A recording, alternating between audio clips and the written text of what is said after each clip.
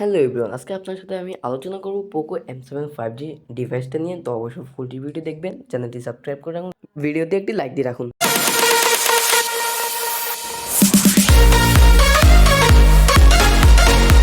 ফোনটা দেখে আপনার মনে হবে ভিভো X200 এর ডিজাইনের মতোই কিছুটা, এবং কি রিসেন্টলি লঞ্চ হওয়া মার্কেটে iQOO Z10 এর মতো দেখতে মনে হতে পারে আপনার। তবে এটা কিন্তু ব্যাকপার্টটা প্লাস্টিকের তৈরি, আপনি অতটা আরামও পাবেন না, প্লাস্টিকই মনে হবে। ক্যামেরা দেখতেও অনেকগুলো মনে হলো, দুইটা রয়েছে, বডি ফ্রেমটা প্লাস্টিকেরও তৈরি এবং কি fingerprint side mounted, fast and accurate মনিটরে কাজ করছে। একটু অ্যানিমেশন ডিল আছে। 3.5 ইঞ্চের হেডফোনটা একটু উপরের দিকে আছে, নিচের দিকে আপনার সব কিছু পোর্ট ঠিক থাকলেও ইনপুট পোর্টটা নেই। Out of the box Android 14 run করছে এবং 2 বছরের মেজর আপডেট আপনারা পাবেন।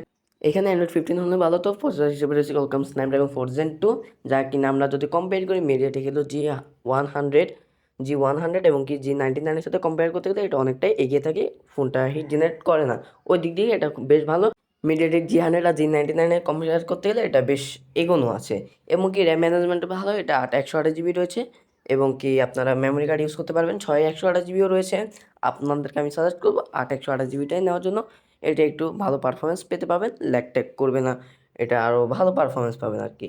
একটু চপি চপি ফিল হতে পারে, আর অনেক বেশি হিট জেনারেট করে না। আপনি যদি আরও আগে দামে কোনো ফোন ইউজ করে থাকেন একটু চপি ফিল হতে পারে। তো অবশ্যই আপনারা 128 জিবিটা নেওয়ার চেষ্টা করবেন। আর এটাতে প্রোটেকশনের কোনো ঠিকানা নেই, মানে প্রোটেকশনের ব্যাপারটা তারা ক্লিয়ার করে বলে নাই। অনেকগুলো অ্যাপ থাকতে পারে, ওগুলো আপনারা আনইনস্টল করে দিলে আরও ভালো পারফরমেন্স পাবেন। তবে এখানে একটা দুঃখের বিষয় আছে, সেটা হচ্ছে এখানে ফোনটাতে জাইরোস্কোপ নেই। এটা কিন্তু অবশ্যই দেওয়ার দরকার ছিল, এটা অনেকেরই কাজে লাগে। তবে আমি আপনাকে যে 128 জিবি ভেরিয়েন্টটা বলেছিলাম, ওটা নিয়ে যদি আপনারা কাজবাজ করেন, মিডিয়া কনজাকশন করেন, তাহলে আপনারা ব্যাকগ্রাউন্ডে 7-8টা অ্যাপ্লিকেশন দিয়ে কাজবাজ ভালো করতে পারবেন। আবার আমরা যদি গেমিং পারফরমেন্সের দিকে আসি, তাহলে পাবজির দিকে ল্যাগই ফিল পেতে পারেন কিছুক্ষণ পর, মানে একদম যে ল্যাগ করে বসে থাকবে ওরকম না। হিট ম্যানেজমেন্ট অনেক ভালো, অনেকক্ষণ গেম প্লে করার পরে ফোনটা হিটিং ইস্যু দেখা যায় না। ফ্রি ফায়ারের ক্ষেত্রে ভালো পারফরমেন্স পাওয়া যেতে পারে। রিয়ারে দুইটা ক্যামেরা রয়েছে, 50 মেগাপিক্সেলের মেন সেন্সর, 2 মেগাপিক্সেলের সহকারী সেন্সর রয়েছে এখানে। তো ছবি স্যাম্পলগুলো কেমন লাগলো আপনার কাছে অবশ্যই কিন্তু কমেন্ট করে জানাবেন, অতটা ভালো না হতে পারে। তবে আপনি ভিডিও টিডিও দেখে মজা পাবেন, ওইসব ক্ষেত্রে ঠিক আছে, ওইসব পারফরমেন্স ভালো মিডিয়া কনজাকশনের জন্য। আচ্ছা, এবারে ডিসপ্লে নিয়ে আমরা আলোচনা করি।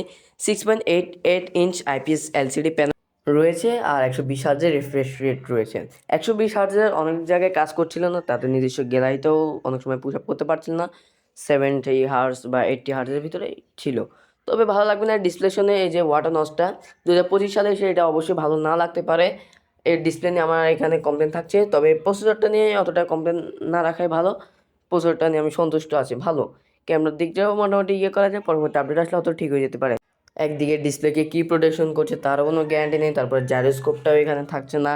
তো ওসব ক্ষেত্রে একটু কমপ্লেন থাকবেই, আর চিনপ্লেটটা আরও ন্যারো রাখা দরকার ছিল। তবে সাউন্ডটা ভালো আছে, মানে লাউড স্পিকার আছে, লাউডলি আছে, তবে একদম ফুল ভলিউম দিলে একটু স্ট্রাগল ফিল করতে হবে। চলুন এবার আমরা ব্যাটারি নিয়ে বলি। 5160 mAh ব্যাটারি রয়েছে এবং 18 ওয়াটের চার্জার রয়েছে। ব্যাটারি ব্যাকআপ অনেকটাই ভালো রয়েছে, বেশ ভালো।